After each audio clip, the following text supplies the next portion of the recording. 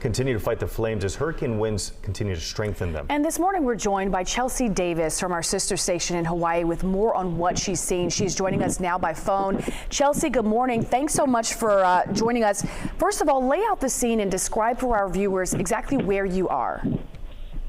Yes, hi, I'm in Ma'alaya, and this is the safest, closest place I can get to those wildfires in West Maui, because Maui police have the entire west side of the island shut down. They're not letting anyone through unless you are a county vehicle or a first responder, an emergency crew, because it is not safe on all of West Maui. So they are allowing people to leave. They are allowing people to evacuate, but no one is allowed in. So there's actually a long line of cars. Oh, I'm not sure if you can hear that. We can. My phone is going off right now. An emergency alert? What does it say? Yes. Public safety alert. Maui Fire and Maui Police have cleared the Kihei residents to return to their homes. So that is great news. Kihei is on the south side of the island. So Kihei residents now allowed to return to their homes after being evacuated last night.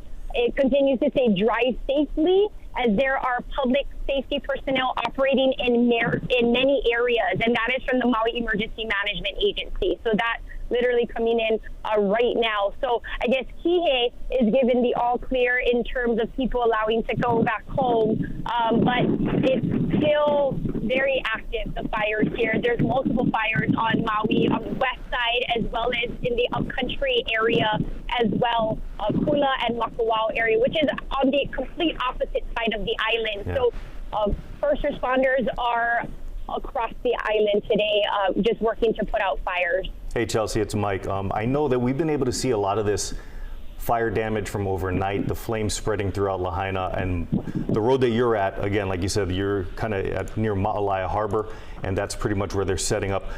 They're not allowing folks in. Are people able to get out of that area? I know that cell service has been down, phone service has been spotty, so folks have been trying to reach a destination where they can actually reach loved ones. Yes. So they are allowing people to leave, residents, visitors. As you know, Mike, the west side of the island is very populated by our visitor industry. A lot of tourists, a lot of the hotels out there as well. So a lot of visitors didn't know where to go last night. They had no place to stay. Of course, there are shelters open that they could go to, but there is, as I'm talking right now, a line of cars evacuating the area, residents and visitors just trying to get out of West Maui and get to a safer place. So no one allowed in. They have this area blocked off in Ma'alaya, as well as the other side by Waihe'e. We call that kind of the back way of Lahaina, Kahakuloa area. So they have just the entire west side shut down on both ends.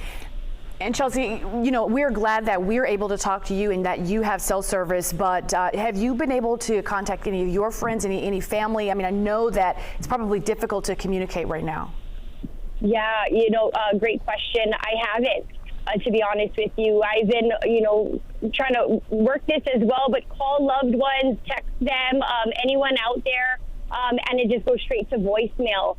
So that's real nerve-wracking, because I'm not sure how they're doing. I see some of the videos. I guess some people have cell service that are able to send us videos, and it's just complete devastation out there.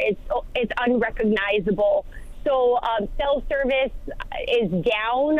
They're asking people to not even call 911, to text 911, because 911 calls can't even get out. Wow. So communication is very, very, very difficult.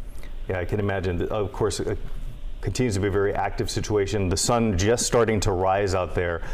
Have you been able to hear from any other perspectives as far as maybe whether it's first responders or anything?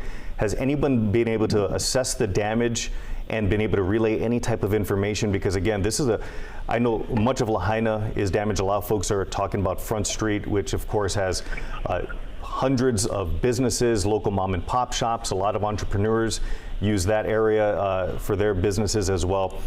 Have you been able to confirm exactly the extent of the damage out there at all? You know, we've been talking briefly with the Maui County Public Information Officer, the communications chief, and she doesn't have exact number of how many structures have been damaged, how many homes, how many businesses, but they can confirm evacuations are extensive and multiple structures are destroyed. She says that they can't give us an exact number right now because it is still so active and they're as actively on the ground, just still trying to get people safe. So they're really focusing on safety. That's what she said all throughout the night and this morning as well. So we don't really have numbers. It's still a very emergency situation right now. They're just trying to keep everyone safe out there. Yeah, a lot of hard work going on there with those first responders, and we can only imagine as a journalist, Chelsea, you're trying to cover this for your viewers and for us here in Northern California, while also just not knowing about your family and friends. So we do pray for you and your family and friends, and hope that everyone comes out of this okay. And we thank you so much for being with us this morning. Thank you very much.